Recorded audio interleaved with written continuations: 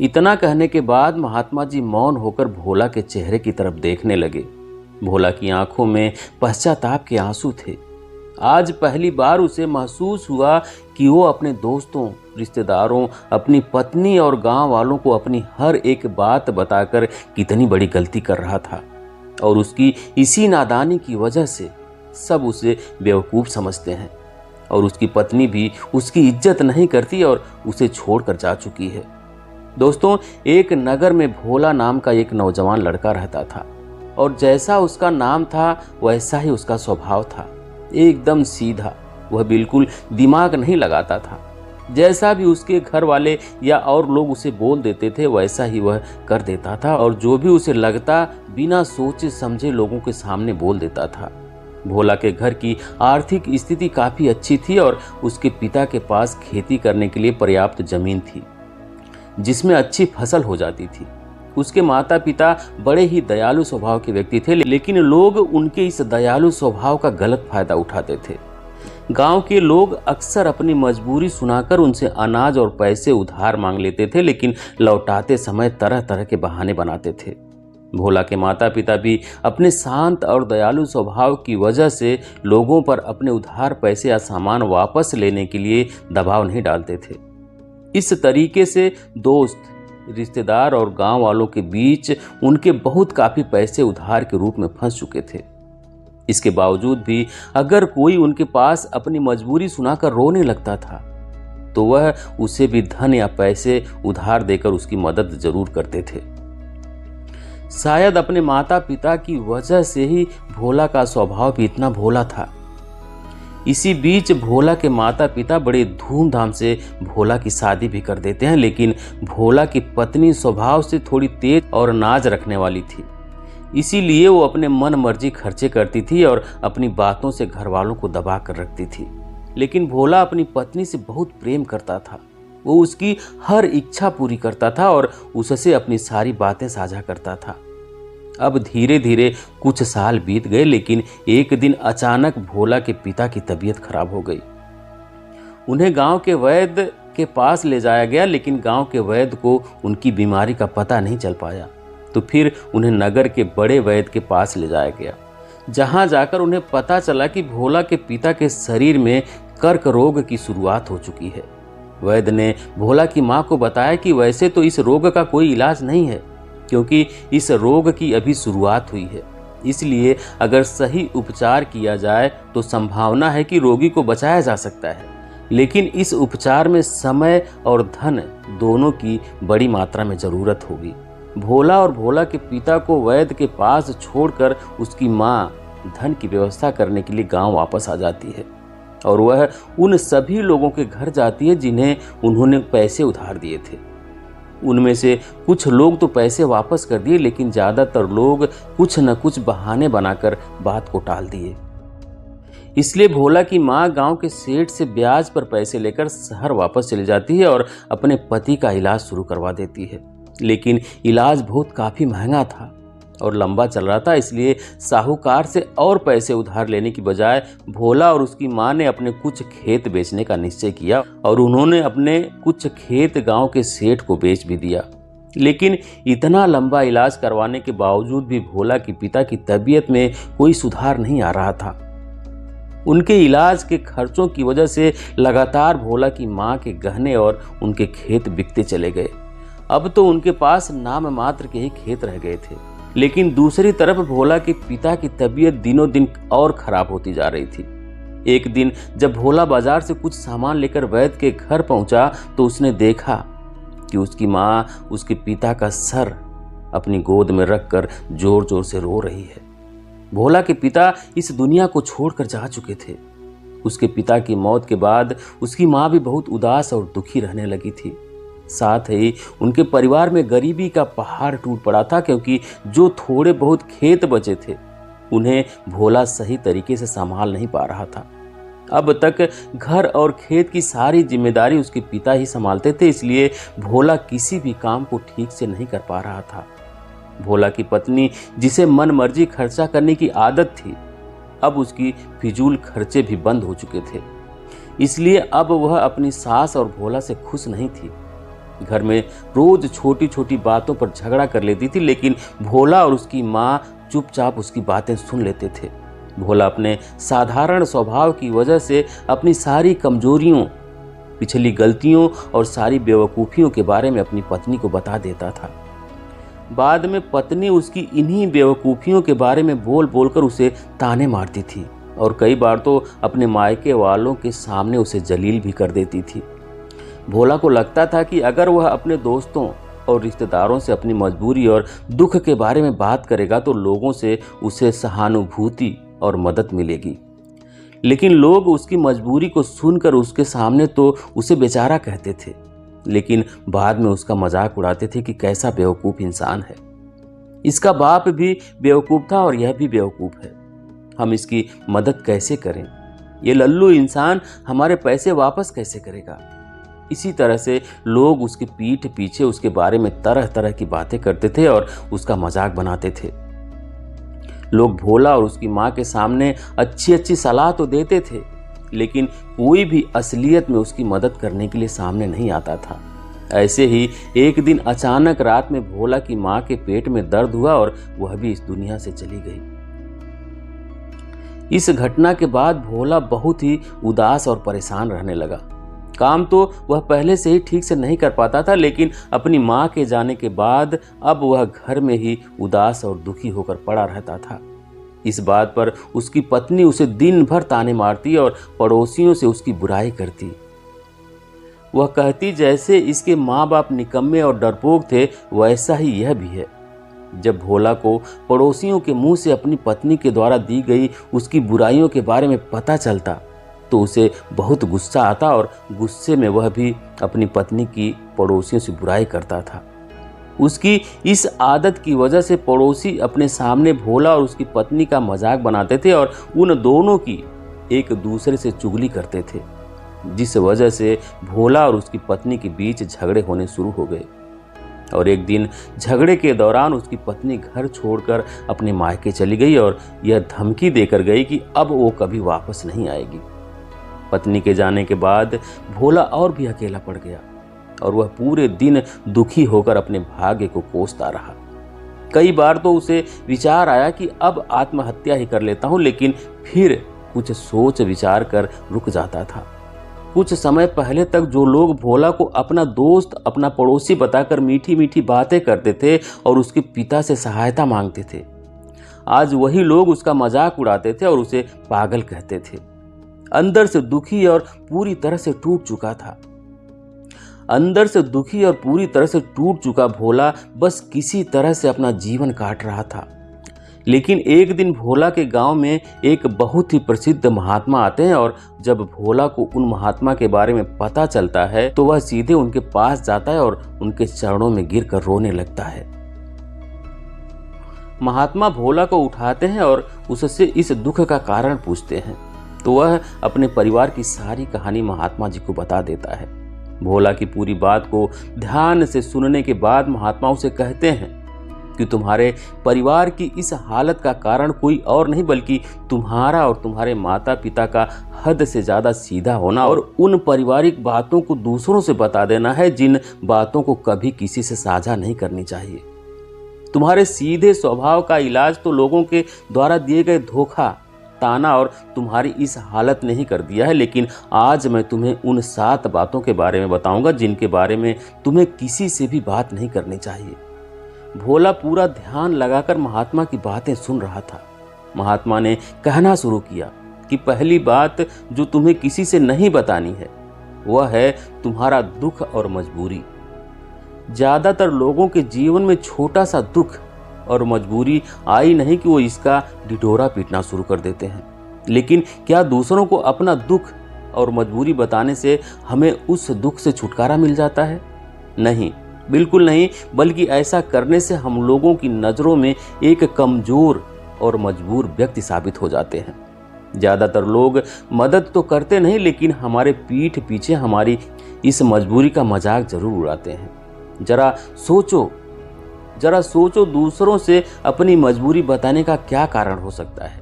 या तो हम अपनी मजबूरी बताकर सामने वाले की सहानुभूति हासिल करना चाहते हैं, या फिर उससे किसी प्रकार की आर्थिक मदद चाहते हैं। लेकिन अगर किसी ने तुम्हारी मदद कर भी दी तो फिर वह बदले में तुमसे इससे भी बड़ी मदद की उम्मीद रखेगा, और अगर तुम उसकी मदद नहीं कर पाए तो फिर वह मन ही मन तुम्हें अपना दुश्मन मानने लगेगा। और अगर गलती से भी तुमने अपनी मजबूरी अपने दुश्मन को बता दी तो वह तुम्हारी इस मजबूरी का गलत फायदा भी उठा सकता है, क्योंकि वह समझ जाएगा कि इस समय तुम कमजोर और मजबूर हो और तुमसे बदला लेने का यही सही समय है। इसलिए अपने दुख और मजबूरी किसी के भी साथ साझा मत करो और लोगों के स्वभाव को पढ़ना सीखो, क्योंकि अगर तुमने लोगों के स्वभाव और नियत को गहराई से समझना सीख लिया तो तुम खुद को बहुत सी मुसीबतों से बचा सकते हो। महात्मा ने कहा, दूसरी बात जो तुम्हें लोगों से साझा नहीं करनी है वो है अपने अतीत की गलतियां और भविष्य की योजनाएं। अतीत में जो भी गलती हमसे हो चुकी है, फिर चाहे वह हमारी बेवकूफ़ी की वजह से हुई हो या फिर हमने जानबूझकर की हो, उन्हें किसी दूसरे व्यक्ति को नहीं बताना चाहिए, क्योंकि बताने से अतीत की गलतियां तो ठीक नहीं की जा सकती, लेकिन ऐसा करके हम लोगों की नज़रों में मजाक का पात्र जरूर बन जाते हैं। हमारे अतीत की गलतियां पता चलने के बाद लोग हमें शक की नज़र से देखना शुरू कर देते हैं और लोगों का हम पर भरोसा भी कम हो जाता है, और कई मौक़ों पर तो लोग हम पर भरोसा ही करना छोड़ देते हैं। भले ही अब हम वो इंसान न रहे हों जो पहले थे जब हमने वो गलती की थी, लेकिन लोग फिर भी हमें हमारी उस अतीत की गलती के साथ ही जोड़ कर देखेंगे और ये समाज में हमारी छवि को खराब करती है और एक भरोसेमंद इंसान का दर्जा हमसे छीन लेती है। दूसरी तरफ हमें अपने भविष्य की योजनाएं भी लोगों को नहीं बतानी चाहिए, क्योंकि ऐसा करने के दो बड़े नुकसान हैं। पहला, हर व्यक्ति के अंदर कहीं ना कहीं कुछ करने की और खुद को दूसरों से श्रेष्ठ साबित करने की चाहत होती है, और ये चाहत उनके अंदर बैठे अहम की वजह से होती है। तो लगभग हर व्यक्ति ही अपने अंदर के इस अहम की पूर्ति के लिए बड़े से बड़े लक्ष्य बनाता है और अपने लक्ष्यों की पूर्ति के लिए योजनाएं बनाता है। लेकिन जब वही व्यक्ति अपने लक्ष्य और योजनाएं लोगों को बताने लगता है तो उसके बड़े बड़े लक्ष्य और योजनाओं के बारे में सुनकर लोग उसकी तारीफ करने लगते हैं, और अपनी इस झूठी तारीफ को सुनकर व्यक्ति के अहम को ठंडक मिलती है। वो अहम जो उसे ऊर्जा दे रहा था अपने लक्ष्य की पूर्ति के लिए, वह अब ठंडा पड़ने लगता है, जिससे व्यक्ति के अंदर अपने लक्ष्य के प्रति वो जज्बा नहीं रह जाता जो काम की शुरुआत में था। और इस बात की संभावना कई गुना बढ़ जाती है कि व्यक्ति अपने उस काम को बीच में ही छोड़ दे, और इस बात की संभावना कई गुना बढ़ जाती है कि व्यक्ति अपने उस काम को बीच में ही छोड़ दे और उसका वह लक्ष्य कभी पूरा ही ना हो। इसलिए हमेशा काम के बाद ही लोगों को उसके बारे में बताना चाहिए, और वैसे भी उन लोगों को अपनी योजनाओं के बारे में बताने का कोई मतलब नहीं है जो हमारी उस योजना का हिस्सा ही नहीं है। समय से पहले अपनी योजनाओं के बारे में बताने का दूसरा नुकसान ये भी है कि लोग हमारी उस योजना को पूरा ही नहीं होने देंगे, क्योंकि कोई भी नहीं चाहता कि दूसरा व्यक्ति उससे आगे निकल जाए। इसलिए जब लोगों को तुम्हारे लक्ष्य और योजनाओं के बारे में पता चलेगा तो वो तुम्हें पीछे खींचने की कोशिश करेंगे। यहाँ तक कि वो लोग भी जो अब तक तुम्हारी मदद कर रहे थे, तुम्हारे मित्र और तुम्हारे रिश्तेदार, वो भी तुम्हें पीछे खींचेंगे। तुम्हारा बुरा चाहने वाले लोगों की तुम्हारी योजनाओं के बारे में पता चल गया तो वो निश्चित रूप से तुम्हारी योजना को असफल बनाने की पूरी कोशिश करेंगे। इसलिए अतीत की गलतियां और भविष्य की योजनाओं को हमेशा गुप्त रखना चाहिए। महात्मा ने कहा कि तीसरी बात जो तुम्हें किसी से नहीं बतानी है वो है अपने घर की बातें। हमारे घर में हमारे माता पिता, बच्चे, सास बहू या पति पत्नी के बीच क्या बातें हो रही हैं वो हमें किसी से भी नहीं बतानी चाहिए, क्योंकि अक्सर घर में छोटी मोटी बहस या लड़ाई के बाद हम गुस्से में दूसरों से अपने परिवार की बुराई करना शुरू कर देते हैं, लेकिन उस समय यह भूल जाते हैं कि जो व्यक्ति हमारी बातें सुन रहा है वह भविष्य में हमारी इन्हीं बातों के लिए हमें नीचा दिखा सकता है या लोगों के सामने हमें अपमानित कर सकता है। और वैसे भी जब हम लोगों के सामने अपने घर की बातें शुरू कर देते हैं तो लोगों को हमारे घरेलू मामलों में घुसने का मौका मिल जाता है, और वह ज़रूरत पड़ने पर हमारे इस घरेलू मनमुटाव का फायदा भी उठाते हैं। इसके अलावा जब भी घर वालों को पता चलता है कि परिवार के किसी सदस्य ने उसकी बुराई की है तो उसे बहुत बुरा लगता है और इस बात को लेकर घर में और लड़ाई झगड़े शुरू हो जाते हैं। सास बहू और पति पत्नी के बीच अधिकतर झगड़े तो सिर्फ इसलिए होते हैं क्योंकि वह दोस्तों, रिश्तेदारों और पड़ोसियों से एक दूसरे की बुराई करते हैं। इसलिए अगर हम अपने परिवार के सदस्यों की तारीफ नहीं कर सकते तो किसी और से हमें उनकी बुराई भी नहीं करनी चाहिए। महात्मा ने आगे कहा, चौथी बात जो तुम्हें किसी से नहीं बतानी है वो है अपनी कमजोरियां और अपनी ताकत।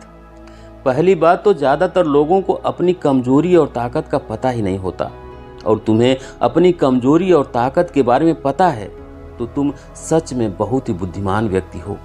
लेकिन दूसरों के सामने अपनी कमजोरी और ताकत के बारे में ना बताने के दो बड़े कारण हैं। पहला कि अगर तुम्हारे दुश्मनों को तुम्हारी सबसे बड़ी ताकत के बारे में पता चल गया तो अब वह तुम्हारी सबसे बड़ी ताकत नहीं रह जाएगी, क्योंकि तुम्हारे दुश्मन तुम्हारी उस ताकत का कोई ना कोई तोड़ निकाल ही लेंगे। और हमारी सबसे बड़ी कमजोरी भी लोगों के सामने उजागर हो गई तो लोग अपनी बात मनवाने के लिए तुम्हारी उस कमजोरी पर ही प्रहार करेंगे और तुम्हें मजबूर होकर हमेशा दबना पड़ेगा, सामने वाले की बात माननी पड़ेगी। इसलिए अपनी कमजोरी किसी को भी नहीं बतानी चाहिए, यहाँ तक कि पति को अपनी पत्नी से और पत्नी को अपने पति से भी नहीं, क्योंकि ज़रूरत पड़ने पर अपनी बात मनवाने के लिए ये एक दूसरे की कमजोरी का फायदा भी उठा सकते हैं। और अगर पति की कमजोरी पत्नी को पता है तो पति को हमेशा ही दब कर रहना पड़ेगा। महात्मा ने आगे कहा, पांचवी बात जो तुम्हें दूसरों से नहीं बतानी है वो है अपनी आमदनी और अपने धन के बारे में किसी से नहीं बताना चाहिए। अपनी आमदनी के बारे में ना बताने का क्या कारण हो सकता है, तो इसके दो बड़े कारण हैं। पहला कि अगर हमारी आमदनी कम है और लोगों को इसके बारे में पता चल गया तो वह ज़रूरत पड़ने पर कभी भी हमारी आर्थिक मदद नहीं करेंगे और ज़रूरत पड़ने पर वह हमसे दूर भागेंगे, क्योंकि समाज में एक गरीब व्यक्ति की आर्थिक मदद करने से हर व्यक्ति डरता है।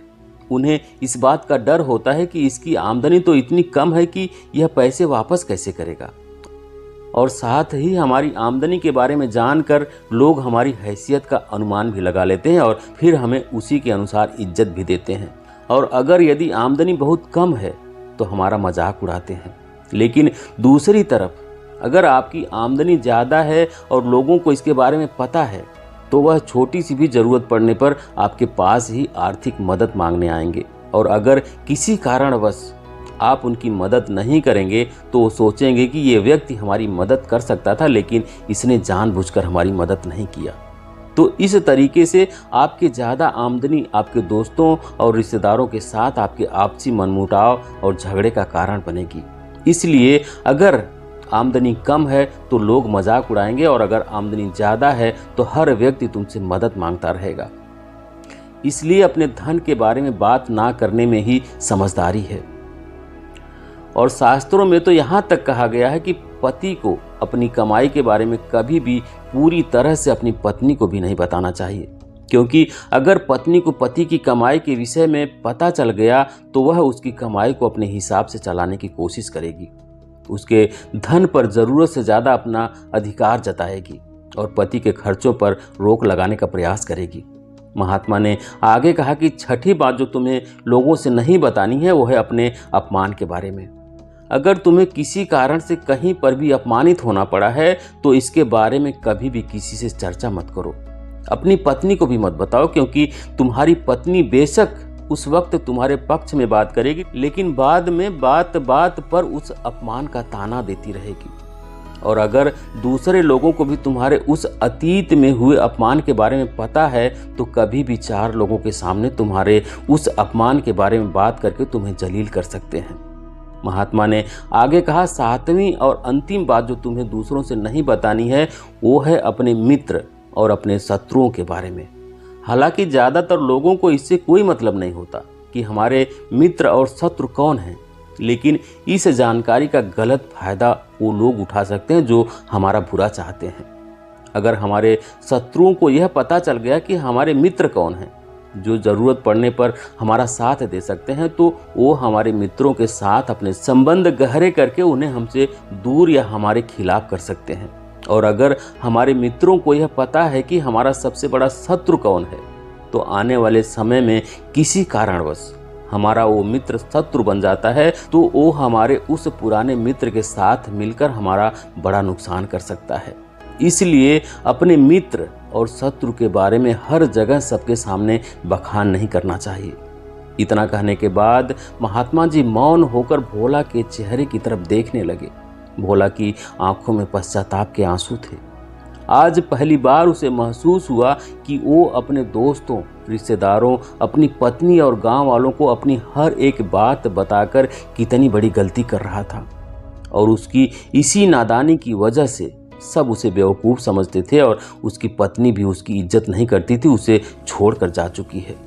लेकिन उस दिन महात्मा के सामने ही भोला ने मन ही मन में यह निश्चय किया कि वह आज के बाद फिर कभी राज की बात किसी को नहीं बताएगा।